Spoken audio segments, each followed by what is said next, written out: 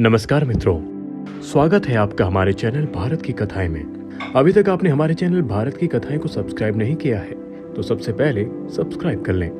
तो चलिए शुरू करते हैं आज की कथा।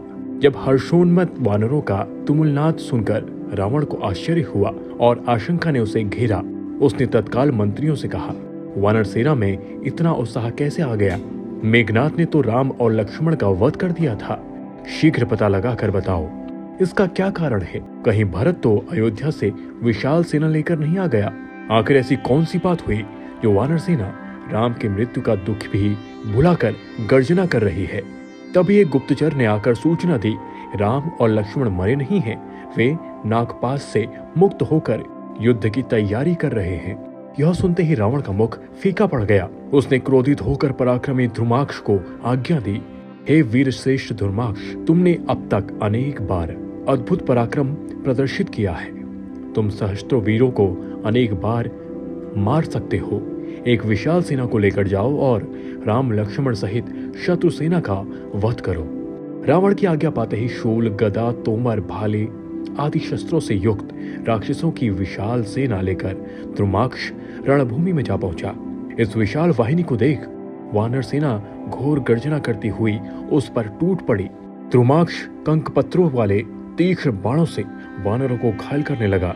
वे भी राक्षसों के वार बचाकर बड़े बड़े शिलाखंड लेकर आकाश में उड़ उड़कर उन पर फेंकने लगे।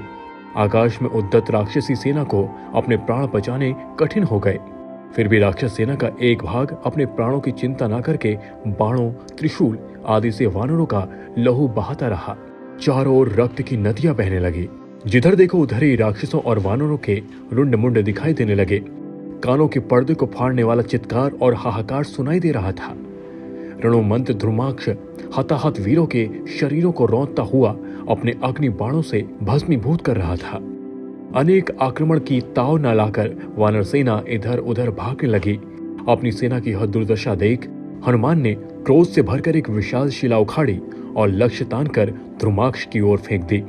उस शिला को अपनी ओर आता देख वह फुर्ती से रथ से कूद पड़ा। इस बीच रथ चूर चूर हो गया था और घोड़े तथा सारथी मर चुके थे। राक्षस सेनापति को इस प्रकार बचता देख हनुमान का क्रोध और भी भड़क उठा। उन्होंने दांतों नाखूनों से उनके और ध्रुमाक्ष के बीच में आने वाले राक्षस समुदाय का विनाश करके मार्ग साफ कर लिया। जब उसने हनुमान को भयंकर रूप से अपनी ओर आते देखा तो लोहे के कांटों से भरी हुई गदा उठाकर उनके सिर पर दे मारी। हनुमान ने वार बचाकर एक भारी शिला उठाई और आकाश में उड़कर ध्रुमाक्ष को दे मारी। इससे उसके शरीर की समस्त हड्डियां टूट गई। वह पृथ्वी पर गिरकर यमलोक से धर गया। उसके मरते ही राक्षस भी भाग छूटे। रावण ने जब ध्रुमाक्ष की मृत्यु का समाचार सुना तो वह क्रोध से पागल हो गया। उसके नेत्रों से चिंगारियां निकलने लगी। उसने वज्रदंश को बुलाया, आज्ञा दी वह राम, लक्ष्मण तथा हनुमान सहित वानर सेना का वध करके अपने शौर्य का परिचय दे। वज्रदंष्ट जितना वीर था उससे अधिक मायावी था। वह अपनी भीमकर्मा पराक्रमी सेना लेकर दक्षिण द्वार से चला। युद्ध भूमि में पहुंचते ही उसने अपने सम्मुख अंगद को पाया, जो अपनी सेना के साथ उससे युद्ध करने के लिए तत्पर खड़े थे। ब्रजदंष्ट को देखते ही वानर सेना किचकिचाकर राक्षसों पर टूट पड़ी।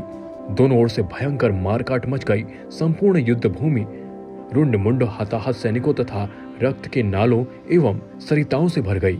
रक्त सरिताओं में नाना प्रकार के शस्त्र, कटे हुए हाथ तथा मस्तक छोटे छोटे दीपों के भांति दिखाई देने लगे। अंगद तथा वानर सेनापतियों द्वारा बार बार की जाने वाली सिंह गर्जना ने राक्षस सैनिकों का मनोबल तोड़ दिया। जब उन्हें अपने चारों ओर राक्षसों के कटे हुए अंग दिखाई देने लगे तो वह अपने प्राणों के मोह से रणभूमि से पलायन करने लगे। अपनी सेना को मरते कटते और कायरों की तरह भागते देख वज्रदंष्ट दुगने पराक्रम और क्रोध से युद्ध करने लगा। उसने तीक्ष्ण बाणों का प्रयोग करके वानरों को घायल करना आरंभ कर दिया। क्रोध वज्रदंष्ट के भयानक आक्रमण से पीड़ित होकर वानर सेना भी इधर उधर छिपने लगी। उसकी यह दशा देखकर अंगद ने उस राक्षस सेनापति को ललकारा, वज्रदंष्ट, तूने बहुत मारकाट कर ली है, तेरा अंत समय आ गया है। अब मैं तुझे ध्रुमाक्ष के पास भेजता हूँ। यह कहकर अंगद उससे जाकर भिड़ गए। दोनों महान योद्धा मस्त हाथियों के भांति एक दूसरे पर प्रहार करने लगे। दोनों ही रक्त से लथपथ हो गए। फिर अवसर पाकर अंगद ने तलवार से ब्रजदंश का सिर काट डाला। अपने सेनापति के मरते ही राक्षस सेना मैदान से भाग खड़ी हुई। अभी तक आपने हमारे चैनल भारत की कथाएं को सब्सक्राइब नहीं किया है तो सबसे पहले सब्सक्राइब कर लें। चैनल को लाइक और शेयर करना ना भूलें।